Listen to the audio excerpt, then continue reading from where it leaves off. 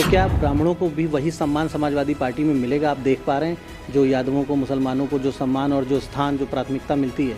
इस पर मैं बताऊंगा कि अब तक ब्राह्मणों को सम्मान अगर कहीं मिला है तो समाजवादी पार्टी ने ही दिया, और तो कहीं मिला ही नहीं। इसको अगर डिटेल में आप जानना चाहेंगे तो मैंने बहुत ज़्यादा तो नहीं, लेकिन जितनी मेरी जानकारी है, आज तक किसी समाज के आदमी ने अन्य समाज के लिए कोई ऐतिहासिक काम नहीं किया है, लेकिन अखिलेश जी ने किया है। 483 एकड़ का मैदान, जनेश्वर मिश्र पार्क, उन्होंने जनेश्वर मिश्र की भीम का मूर्ति लगाकर हमारे समाज को अजर और अमर कर दिया है। अभी मोदी जी को भी मौका मिला था तो उन्होंने सरदार अपने ही बिरादरी को महत्व दिया है। संस्कृत पाठशालाओं की मान्यता हमारी सरकार में मिला, जिसमें 99% ब्राह्मण ही पढ़ाते लिखाते।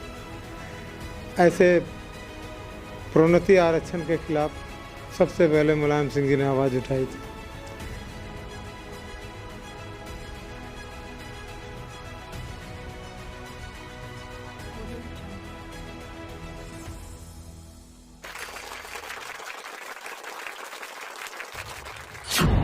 उत्तर प्रदेश की राजनीति में जौनपुर एक अहम केंद्र है, एक महत्वपूर्ण केंद्र है, और जौनपुर की बदलापुर सीट काफ़ी रोचक चुनाव यहाँ पर हो रहा है।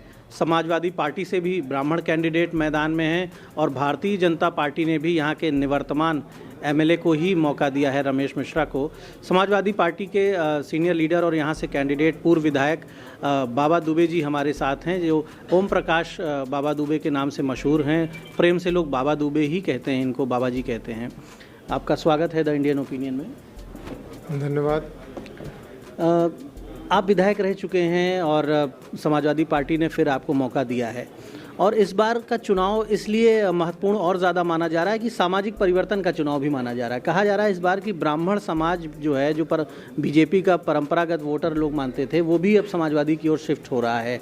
इसको धरातल पर आप कितना देख रहे हैं? इस बात में कितनी सच्चाई देख रहे हैं आप? अब यहाँ तो कैंडिडेट भी पंडित है, मैं भी पंडित हूँ, भाजपा से भी पंडित, सपा से भी पंडित, लेकिन सपा में पंडित 80-85% तो पहुँच गया है। 3 दिन बचे हैं चुनाव अभी, मुझे लगता है एक तरफा जाएगा। तो धरातल पे ही है यहाँ पे, और हर जगह कुछ ना कुछ 20, 30, 40 जैसा वोट दे रहा है। पूरे ज़िले में ब्राह्मण दे रहा है वोट समाजवादी। इस बार अखिलेश यादव ने ब्राह्मण नेताओं पे फोकस भी किया है। कुछ टिकट्स भी चर्चित सीटों से ब्राह्मणों को उन्होंने मौका दिया है। गोरखपुर में, अंबेडकर नगर में कई चर्चित ब्राह्मण चेहरे जो उत्तर प्रदेश में, जिनका काफ़ी नाम है, वो मैदान में है। इसका असर क्या व्यापक ब्राह्मण समाज में भी देखने को मिल रहा है? निश्चित रूप से ब्राह्मणों का तो एक आक्रोश, भाजपा ने जो उनके साथ किया, कहीं न कहीं ब्राह्मण उत्तर प्रदेश का नाखुश है, और वह भाजपा के खिलाफ वोट करने जा रहा है समाजवादी को। जब ब्राह्मण वोट करेंगे भारतीय जनता पार्टी को, लेकिन आपको ब्राह्मण वोट करेंगे समाजवादी पार्टी को, ऐसा आपको विश्वास है। लेकिन आप क्या ये देख पा रहे हैं कि ब्राह्मणों के जो मुद्दे हैं, ब्राह्मणों का जिस तरह से सरकारी नौकरियों में उनकी हिस्सेदारी, भागीदारी अब लगातार कम हो रही है, पढ़ा लिखा समाज है, लेकिन धीरे धीरे ब्राह्मणों में गरीबी और बेरोजगारी बढ़ी है कुछ वर्षों में, तो ब्राह्मणों को क्या भागीदारी, हिस्सेदारी और सम्मान मिलेगा वहाँ? ये सरकार रहेगी, मोदी जी की सरकार, योगी जी की सरकार, तो सारे लोग बेकार होने वाले हैं 5-10 साल में। इसीलिए तो लोग परिवर्तन चाह रहे हैं। इनको काम तो करना नहीं, इनको गाय गोबर से काम चलाना है, नारियल खजूर बता के काम निकालना है। तो ऐसे लोगों से विकास का तो कुछ कार्य होने वाला नहीं है। इसलिए जनता मूल रूप से इस बार यहाँ पे बदलने के मूड में है, और ब्राह्मण दिशा दिखाने वाला होता है, और ब्राह्मण ने दिशा दिखा दिया है। दिशा दिखा दिया है, लेकिन क्या उन्हें भी विकास की दिशा मिलेगी? जो प्रश्न मेरा ये है कि वो सम्मान और भागीदारी, उनका प्रायोरिटी वोट बैंक जो अभी तक माना जाता रहा है यादव मुस्लिम, तो क्या ब्राह्मणों को भी वही सम्मान समाजवादी पार्टी में मिलेगा? आप देख पा रहे हैं जो यादवों को, मुसलमानों को जो सम्मान और जो स्थान, जो प्राथमिकता मिलती है? इस पर मैं बताऊंगा कि अब तक ब्राह्मणों को सम्मान अगर कहीं मिला है तो समाजवादी पार्टी ने ही दिया, और तो कहीं मिला ही नहीं। इसको अगर डिटेल में आप जानना चाहेंगे तो मैंने बहुत ज़्यादा तो नहीं, लेकिन जितनी मेरी जानकारी है, आज तक किसी समाज के आदमी ने अन्य समाज के लिए कोई ऐतिहासिक काम नहीं किया है, लेकिन अखिलेश जी ने किया है। 483 एकड़ का मैदान, जनेश्वर मिश्र पार्क, उन्होंने जनेश्वर मिश्र की भीम का मूर्ति लगाकर हमारे समाज को अजर और अमर कर दिया है। अभी मोदी जी को भी मौका मिला था तो उन्होंने सरदार अपने ही बिरादरी को महत्व दिया है। संस्कृत पाठशालाओं की मान्यता हमारी सरकार में मिला, जिसमें 99% ब्राह्मण ही पढ़ाते लिखाते। ऐसे प्रोन्नति आरक्षण के खिलाफ सबसे पहले मुलायम सिंह जी ने आवाज़ उठाई थी। तो अगर ब्राह्मणों के लिए कोई बेसिक रूप से अगर कहीं कुछ आवाज़ कोई उठाया है या कोई काम किया है तो समाजवादी पार्टी ने किया है, अन्य किसी दल ने नहीं किया है। ये बातें जो आप बता रहे हैं निश्चित तौर पर जनेश्वर मिश्र पार्क जो है उत्तर प्रदेश में सबसे बड़ा पार्क है और हम लोग जाते भी हैं, देखा भी है हम लोगों ने। लेकिन ये जो समाज है जिसको आप कन्विंस कर रहे हैं, समझा रहे हैं, मान रहे हैं लोग, बात समझ में आ रहा है या सिर्फ आश्वासन दे रहे हैं? वाकई में बदलाव कर रहे हैं ब्राह्मण? 10 तारीख को पता चल जाएगा क्या कर रहे हैं क्या नहीं कर रहे हैं। जितनी गिनती बैठा के रखे ना, 10 को बता देंगे हम लोग। तो 10 को एक परिवर्तन का जनादेश आएगा, ऐसा भरोसा है? 100%, उसमें कहीं कोई कन्फ्यूजन नहीं है, निश्चित रूप से आ रहा है। आप तो पत्रकारिता, एक प्रश्न मुझसे आप क्यों पूछ रहे हैं? आपको खुद पता होना चाहिए, जो पश्चिम में भी चुनाव हुए वहाँ की स्थिति, जहाँ पे पिछली बार हमारी जो स्थिति थी वही उससे भी खराब स्थिति इनकी है, और पूर्वांचल में तो आधी है। अच्छा, पर्याप्त संख्या में आप देख पा रहे हैं कि पर्याप्त संख्या में अगर अखिलेश जी सीएम बनते हैं तो पर्याप्त संख्या में ब्राह्मणों को मंत्री भी बनाएंगे, उनकी बात सुनी जाएगी, अधिकारी उनका फ़ोन उठाएंगे और उनके काम भी करेंगे। आप लोग फ़ोन करेंगे तो सुनवाई होगी, कार्यकर्ताओं की मदद होगी ब्राह्मण समाज के लोगों की। हम लोग समाजवादी में हमारे नेता, हम लोग इसे ये तो है नहीं कि कमीशन पे चलें, इस पे चलें, उस पे चलें। हम तो आज भी अधिकारी गलत करेगा तो आज भी नकल पकड़ते हैं, उसकी हैसियत नहीं है कि इधर उधर करें। हमारी सरकार में तो फुल डिसिप्लिन, पूरे प्रोटोकॉल से लोग सही तरीके, उसी के लिए आज हवा चल रही है। काम बोलता है, अखिलेश जी ने जो उस समय काम बोलता है किया, जो 5 साल काम किया वो लड़ रहा है। 2.5 साल ही, पहले तो 2 साल निकल गए समझने बूझने, उस समय लोकसभा का चुनाव था। 2.5 साल में उन्होंने जो इस प्रदेश में काम किया है वही काम आज बोल रहा है। कल अखिलेश जी आपके लिए प्रचार करने आए थे, वोट मांगने आए थे, और उन्होंने मंच से कहा लोगों से, और आपकी तुलना योगी आदित्यनाथ से करते हुए उन्होंने कहा कि वो जो बाबा बुलडोजर चलाते हैं उनका बुलडोजर, पब्लिक से कहा कि वो बुलडोजर की नकेल अब इस बाबा के हाथ में आनी चाहिए, आपके हाथ में आनी चाहिए। उनको तो अखिलेश जी ने आपकी तुलना योगी आदित्यनाथ से की है, आप एक सीनियर लीडर भी हैं, इसका क्या बताया? उनसे बेहतर बताया, तभी तो बोला है कि वो बुलडोजर छीन के इनको दे दो। उनको पता है कि मैं उस बुलडोजर को डिसिप्लिन चलाऊंगा, गलत लोगों पे नहीं चलाऊंगा, उसका दुरुपयोग नहीं करूंगा। और उन्होंने साथ साथ बुलडोजर ही नहीं दिया, उन्होंने ये भी कहा स्टीयरिंग भी इन्हीं के पास रहेगी। तो नेता हमारा बहुत ही शानदार हैं और विकास के रास्ते पे इस प्रदेश को आगे ले जाएंगे।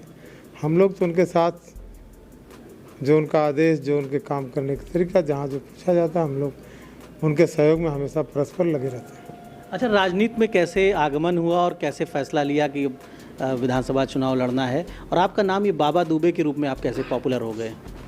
बाबा, हमारे यहाँ बच्चों को बाबा कहते हैं। जो छोटा बच्चा होता है जब उसको लाड़ दुलार करते हैं तो बाबा, बबुआ, इस तरीके से बुलाते हैं। तो मैं ननिहाल में था, छोटा था, मुझे उतना तो याद नहीं, थोड़ा बहुत याद है, 4-5 साल का रहा हूँगा।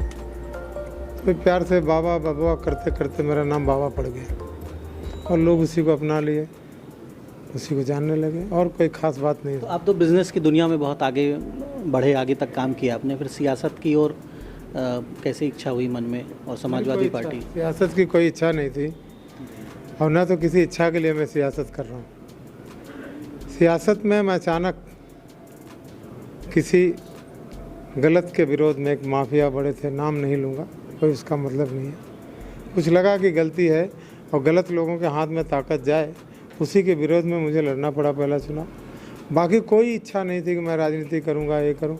उसके बाद जो मत मिला, इंडिपेंडेंट लड़ा था मैं, तो जो मत मिला उससे लगा कि नहीं, इतने लोग तो चाहने वाले हैं, 30-35 हज़ार वोट निर्दल मिलना इज ए टफ जॉब। तो फिर ऐसा कुछ लगा कि उन्हीं के बीच में रह गए, फिर ये चल रहा है। चाणक्य की तरह संकल्प लिया हमने कि अन्यायी को ताकत न मिले, अन्यायी को ताकत से हटाया जाए। नहीं, देखिए, कोई भी ब्राह्मण अन्याय तो किसी भी आदमी को मैं समझता हूँ बर्दाश्त नहीं करना चाहिए। और अन्याय का विरोध की भी ज़रूरत नहीं है, अब तो प्रतिरोध की ज़रूरत है। विरोध से तो आप किसी को मना कर दिए गलती करो मत करो, फिर भी वो कर सकता है। और प्रतिरोध का मतलब है कि अब ये गलती तुम्हें मैं नहीं करने दूंगा। तो इस लाइन पे जब तक आप खड़े नहीं होंगे तब तक ये गलतियाँ बंद नहीं होगी। आपकी कदकाठी, आपका व्यक्तित्व तो बिल्कुल चाणक्य जैसा, चाणक्य सीरियल में जो चाणक्य दिखते थे, आपकी गूगल पे सर्च करते हैं तो कोई फ़ोटो बालों के साथ नहीं दिखती है। तो ये व्यक्तित्व तो इस तरह से कुछ खास स्टाइल अपनी? नहीं, बाल रूठ गए मुझसे, मेरे हैं नहीं, इसलिए मैंने सोचा कि जब जो चीज़ कम हो और जिसका कोई सदुपयोग ना हो तो उसको दूरी बना लो, क्या दिक्कत है। इसलिए मैं रखना ही छोड़ दिया। हम कह के बदलापुर क्षेत्र के विकास के लिए क्या सोच रखा है? अपने मौका दे रही है अगर जनता, तो यहाँ क्या क्या सौगातें देंगे, क्या क्या समस्याएं हैं जिनको आप दूर करना चाहेंगे? मैं जब बदलापुर पहली बार विधायक बना तो यहाँ काफ़ी कुछ नहीं था। अल्टीमेट बोला जाए तो सड़कों की स्थिति अच्छी नहीं थी, और जैसे टाउन एरिया मेरे समय में ही मैंने इसको स्वीकृत करवाया। तो किसी जगह जो टाउन एरिया होती है तो तमाम काम, जब टाउन एरिया होगा तो वहाँ शहरी आवास, रोड, पूरा इंफ्रास्ट्रक्चर बनता है। तो कहानी ऐसी है कि जैसे कि एक बार एक यमराज आए और एक बहुत ही कहने लगे इसका समय पूरा हो गया, मैं ले जाऊँगा। तो सास ने कहा कि नहीं इसको छोड़ दीजिए। रिक्वेस्ट काफ़ी करने लगे तो कहने ये तो संभव नहीं, दूसरा कुछ मांग लो। तो उनकी सास ने कहा कि मैं अपने पोते का मुंह देखना चाहती हूँ। तो यमराज ने तथास्तु कर दिया। अब बिना बहू के पोते का मुंह कैसे देखेंगे? तो बहू भी बच गई और पोता भी आ गया। तो बदलापुर जब टाउन एरिया हुआ तो बदलापुर की समस्याएं ऑटोमेटिक ख़त्म हो गई। यहाँ पे नाली, पानी की टंकी, सड़क, बिजली की व्यवस्था, सब कुछ। शहरी आवास अभी कम से कम 400-500 शहरी आवास आए हैं। मैंने उस समय त्वरित योजना से मुख्यमंत्री 30 करोड़ ला के शुरुआत में दिया था, वह काम हुआ। उसके बाद भी थोड़े बहुत काम हुए। साथ आप चौराहा देख रहे होंगे, चौराहे को भी बनाया। काफ़ी कुछ काम मैंने निजी संसाधनों से भी यहाँ किया। ये चौराहा निजी संसाधनों से बनाए, तिरंगा जो देख रहे हैं निजी संसाधनों से लगा। वाईफाई हमारे यहाँ मैंने 5 साल तक फ्री दी, लोग वाईफाई यूज करते थे पूरा हमारा ये टाउन। उसके साथ नदियों पे चेक डैम और काम, पावर स्टेशंस नए, 24-24 घंटे बिजली। उसके अलावा क्राइम रेट भी उस समय आप निकालेंगे तो उत्तर प्रदेश में सबसे कम क्राइम रेट था हमारी विधानसभा में। तो मैं समझता हूँ जनप्रतिनिधि अगर डिसिप्लिन्ड हो, टाइट हो, तो बहुत सी चीज़ों पे कंट्रोल लगा सकता है। तो मैंने वो सब कुछ किया। उसके बाद मेरे दिमाग में था कि अगली बार मैंने इतना काम किया, थोड़ा गुरूर भी था मुझे, घमंड तो नहीं लेकिन गुरूर जरूर था कि काफ़ी काम किया हूँ। भरोसा था, काम किया हूँ और होगा। उस काम के दरमियान जैसे कि कुछ लोगों को, जब आप बेहतर काम करते हैं तो कुछ लोगों को दिक्कत भी होती है। आप गलत नहीं करेंगे तो कुछ जो गलत चाहते हैं उनको दिक्कत होती है। तो ऐसे लोगों ने धीरे धीरे मन में बना लिया कि विरोध करके अगर ये रहेगा तो हमारी नहीं चलेगी, दलाली नहीं चलेगी, गुंडई नहीं चलेगी, तमाम चीज़ें उनके दिमाग में थी। अच्छा, मैं इससे बहुत ज़्यादा ये नहीं था। हम कहा मैं काम कर रहा हूँ, जनता वोट देगी, ऐसे लोगों की क्यों जनता सुने। लेकिन उस समय ऐसा हुआ कि कुछ अफवाहों के तहत मैं चुनाव हारा। चुनाव हारने के बाद समीक्षा मुझे लगा ठीक है, अफवाह क्यों फैलती है। अगर आप इंटरेक्ट नहीं है, बातचीत नहीं है, आपके संवाद सीधे सीधे नहीं है तो अफवाह फैलने की गुंजाइश, कम्युनिकेशन गैप हुआ। क्योंकि मैं काम करने में बिजी था, कम्युनिकेशन गैप हुआ। तब मैंने सोचा कि नहीं, यह भी ज़रूरी है कि आपके लोग सीधे आपको जानें, आपको समझें, आप कैसे हो नहीं हो दूसरे से न समझें, सीधे स्वयं समझें। तो मैंने उस काम को, उसको सीखा, समझा और उससे और मजबूती मिली। और मैंने उसी के तहत ओम श्री बनाया, एक संगठन नॉन पॉलिटिकल, और उसमें लोगों को जोड़ने का काम किया। और उसकी प्रवृत्ति ये थी कि भाई 2 तरीके के लोग, एक मदद पाने वाला, एक मदद करने वाला, और आदमी इसी 2 परिस्थिति में रहता है। तो करते करते आज की डेट में ऐसा है कि विधानसभा के मैक्सिमम लोग सीधे मुझे जानते हैं, सीधे मैं उनको जानता हूँ। उनका कोई काम काज होगा सीधे कहेंगे। आने वाले समय में विकास के कार्य, जैसे पानी पे काम करना, पानी तो है लेकिन गुणवत्ता युक्त पानी नहीं है, तो हर गांव को आरओ करना, या उसके बाद हर गांव में जैसे जांच केंद्र, प्रथम जांच केंद्र, जैसे डायबिटिक हुआ, आपके ब्लड प्रेशर हुआ, तो वो जांच केंद्र की स्थापना जिसको फ्री लोगों को दी जा सके एट पार, वो करना। साथ ही साथ हर कस्बे को सड़क जहाँ नहीं जोड़ना, जो बच्चे आज कोरोना पिछले 2-2.5 साल में बहुत से उन्हें सक्षम परिवार भी गरीबी का दंश झेल रहे हैं। बच्चा मान लीजिए कहीं पढ़ रहा है, अब आज उनकी स्थिति नहीं है, तो जो चीज़ आप उसको निकालना बड़ा कष्टदायक होता है। आदमी उससे सफ़र करता है और निकालना भी पड़ता है तो बहुत तकलीफ़ होती है। ऐसे लोगों की मदद करके उनके बच्चे पढ़ पाएँ, इस तरीके का खेल कूद के मैदान, जो बच्चे दौड़ धूप करके कुछ बेहतर करना चाहते हैं, ये इस और 24 आवर्स बिजली 24 आवर्स बिजली दो तरीके से, एक तो बिजली लैंडलाइन आए या तो सोलर लाइन आए। तो लैंडलाइन तो जो सरकार देगी, मैं हर घर को जीते हुए बूथ को पहली बार हर घर को सोलर 2 पॉइंट लाइट के, एक पंखे का और एक चार्जिंग, इतनी की व्यवस्था निश्चित रूप से अपना पावर जनरेशन होगा। पावर जनरेशन होगा और मैं दूंगा, हर घर को दूंगा जिस बूथ को जीतूंगा। मैंने स्पष्ट कहा है, हमारे मैनिफेस्टो में 5 काम है। बाकी हमारे नेता अखिलेश जी की जो घोषणा उसको आप जानते हैं, 300 यूनिट बिजली फ्री, सिंचाई फ्री और पेंशन बहाली, 18,000 वार्षिक पेंशन और बहुत सी चीज़ें हैं जिसको आपकी जानकारी में है। ये सब होगा, ये समस्याओं को दूर करना प्लस मैं रोज़गार, मैं तो व्यवसायिक हूँ और मैं पैसा कमाना जानता भी, भले इस समय मैं व्यवसाय में नहीं हूँ, घर परिवार हमारा उसी में है, तो मैं जानता हूँ मैं। और यहाँ पे बहुत सी चीज़ें मैंने यह भी प्लान कर लिया है कि किन चीज़ों से लोगों को रोज़गार मुहैया हो पाए। इंडस्ट्रियल एरिया वगैरे बनाएंगे, इंडस्ट्रीज लगाएंगे, कॉटेज इंडस्ट्रीज। नहीं, उस तरीके का नहीं। यहाँ पे इंडस्ट्री सिर्फ जो एग्रीकल्चरल प्रोडक्शन हमारा, चाहे सब्जी हो, ग्रेन्स हो, फूड प्रोसेसिंग प्लांट या मिल्क, यहाँ जानवरों का भी अच्छा डेवलप, मिल्क प्रोडक्शन ज़्यादा कर सकते हैं। तो उसी के तहत बहुत काम किए जा सकते हैं, बहुत सी चीज़ें हमारी वेस्ट होती हैं और लोगों को स्किल करना, काम सिखाना, और उसके साथ चैन ग्रुप्स बहुत से हैं जहाँ काम की अच्छे लोगों की, काम करने लायक लोगों की बहुत सी रिक्वायरमेंट है। अनस्किल्ड लोग हैं, उनको काम सिखाया जाए तो मेरे ख्याल से रोज़गार की कमी, सरकार भी, हमारे अखिलेश जी ने भी 11 लाख नौकरियां जो भर्ती खाली हैं उसको भरेंगे, 22 लाख आईटी सेक्टर में देने का सारी व्यवस्था, बहुत से और जो छूट दिए। कुछ लोग पूछते हैं कि ये सब इतना जो कहते हैं कैसे होगा, तो होगा, समझ बूझ के बताया गया, सब चीज़ पूरी होंगे। और कुछ लोगों ने कहा कि पेंशन बहाली पे नहीं, तो गुजरात ने कर दिया और एक स्टेट ने अभी किया है, पश्चिम बंगाल में पहले से चल रहा है। तो सारे काम पूरे होंगे, सारे वादे पूरे होंगे। हमारे नेता में, हम लोगों में कथनी करने में कोई फ़र्क नहीं है, जो करेंगे वही कहेंगे और जो कह देंगे उसको ज़रूर करेंगे। तो जो कह देंगे उसको ज़रूर करेंगे, ये भरोसा है बाबा दुबे जी की ओर से पूरे क्षेत्र के लिए, बदलापुर के लिए। और बदलापुर को बदल देंगे, बदलापुर बदलेगा, बदलापुर की सत्ता बदलेगी, और बदलापुर की सत्ता बदलेगी तो प्रदेश की सत्ता बदलेगी। ये ऐलान भी आप कर रहे हैं। जनता के लिए पूरा एक विकास का पूरा एक पैरामीटर इन्होंने डेवलप किया है। इनके पास पूरी कार्य योजना इनके दिल में है, जिसको बता भी रहे हैं कि क्या क्या करेंगे, कैसे करेंगे।